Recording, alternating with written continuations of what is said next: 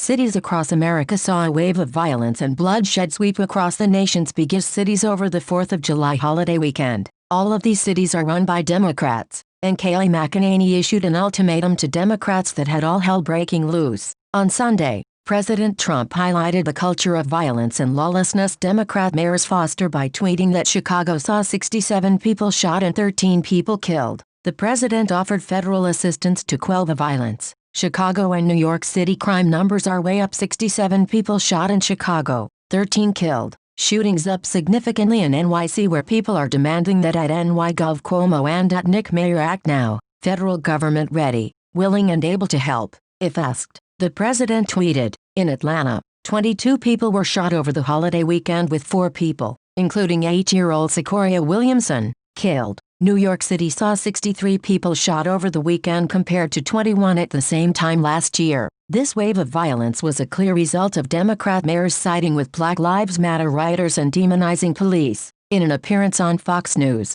White House Press Secretary Kayleigh McEnany blasted Democrats for their lack of action in protecting their citizens by pulling back on law enforcement. Where is the outrage for these victims? McEnany told Fox News. And in fact, what you're seeing is when you have this outspoken attitude against police, this defund of the police movement, $1 billion taken from the police department in New York, you see a pulling back of law enforcement. We've seen those mass retirements in New York that ultimately leads to the kind of violence that we see in the streets. McEnany used Los Angeles Mayor Eric Garcetti announcing over $100 million in cuts to the police budget, followed by the city seeing a 100% increase in homicides as a result. I mean, we saw in LA when there was an announcement about funding being pulled from LAPD. We saw an increase in homicides. It was over 100% increase. So, there are real consequences. We need outrage for these victims and for these horrid incidences of violence that we are seeing that should not be taking place in our streets.